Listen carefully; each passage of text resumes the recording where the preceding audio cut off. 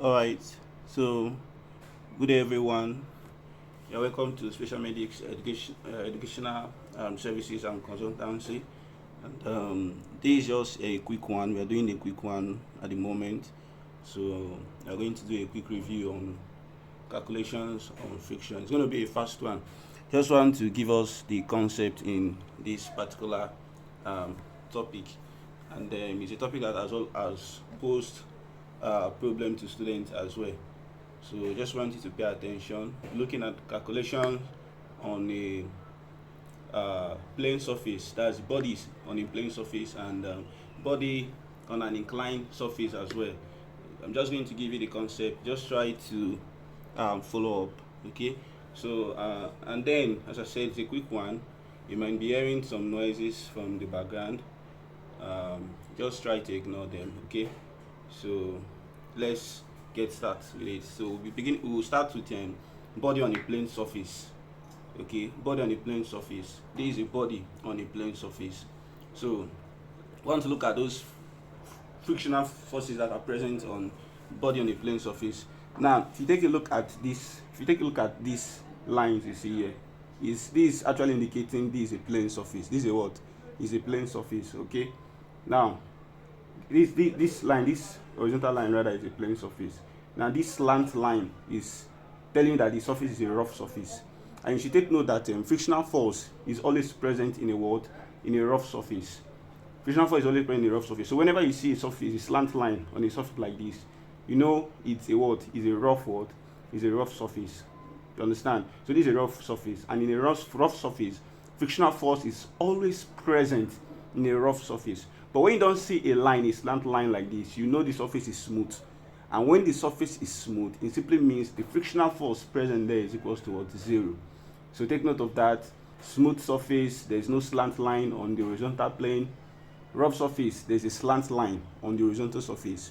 Okay, so please take note of that.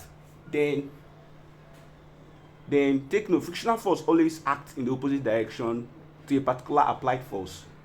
Okay, so when you try to push a body to the right, like this, the applied force is telling that this body is trying to move to the right. But then there will be something trying to oppose this force from moving to the right, and that force is what they call the frictional force.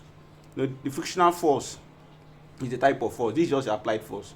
They are trying to push this block to the right, but then there is a force moving in the opposite direction trying to stop you from moving to the right. You understand? That force is what they call the frictional force. It acts in such a way to oppose the direction of this force. It's trying to move to the right. This is trying to block it from moving to the right, taking it to the left. Do you understand? So, but if the applied force is greater than the frictional force, you observe that the body will move where? The body will move to the what? To the right. You take note. The body will move what? To the right. Okay. But if the frictional force is greater than the force, the body will not move to the right. It will remain where it is. Do you agree with that? Yeah, you should. Now, this is the body. This is the body. And according to what we know, for a body to remain in equilibrium, for a body to be static there, there are some forces acting on this body vertically. This force and the frictional force are the forces acting horizontally. Now, there are forces acting vertically as well. And those forces acting vertically, we have one that is acting upward. That's what they call the normal reaction. The normal what? Reaction. This R is called the normal what? Reaction. It's acting upward. Then we have W, which is the what? The weight of the body. The weight always acts where? Downward. As you can see, these are forces. These are what? These are forces. You grab the reaction, the frictional force, the applied force, which is F.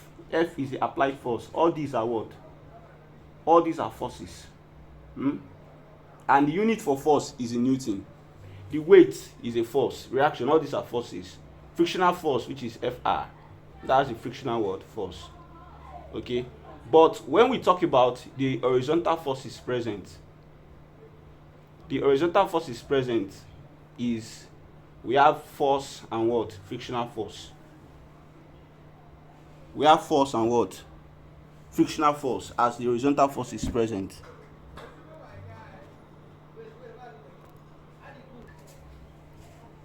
So we have force and frictional force as the horizontal forces present here.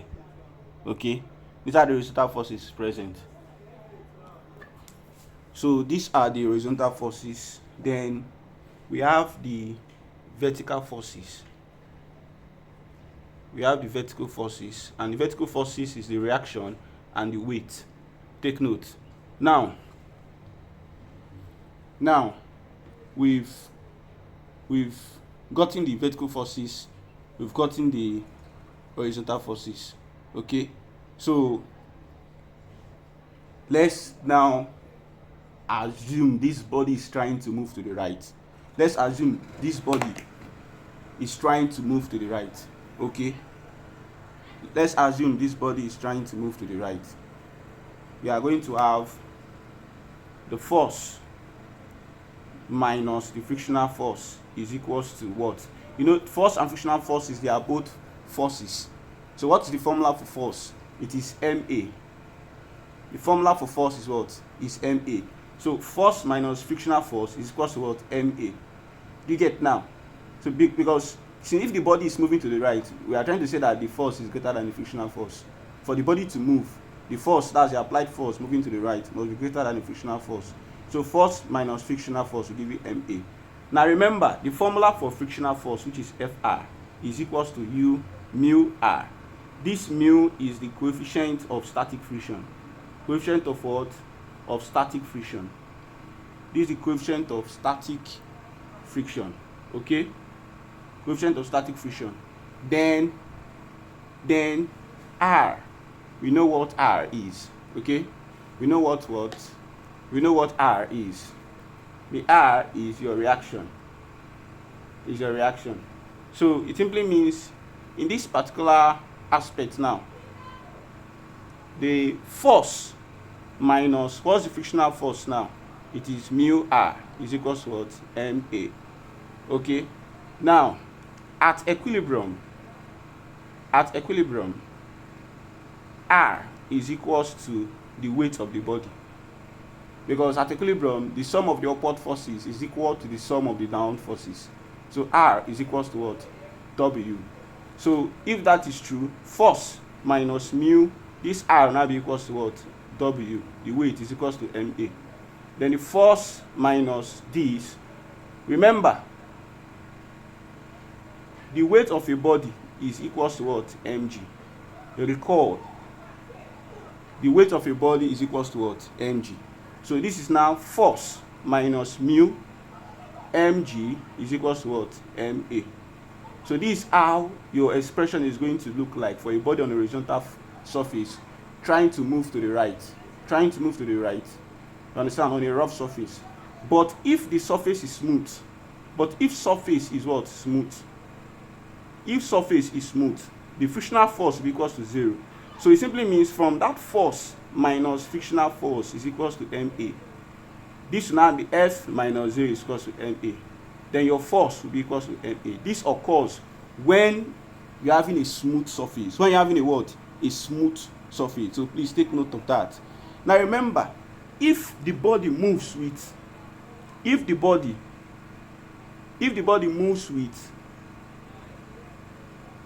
a constant velocity on a rough or smooth surface, if the body moves with constant velocity on a rough or smooth surface, acceleration will be equals to what? 0. A is equals to 0. Take note, whenever they tell you that the body is moving with a constant velocity, uniform velocity, it means the velocity is not changed, it's constant, and it simply means the acceleration is equals to what? 0. So take note of that. The acceleration will be equals to what? 0. You put acceleration is equals to 0 there. Do you understand the point now? So this is just the concept I want you to know on a body on a horizontal surface. Okay, so we'll drop the next video on inclined surface. So please try to help us share this video, and also if you have any questions you can message us privately, and subscribe to our channel as we'll be releasing more videos in due course. Thank you very much.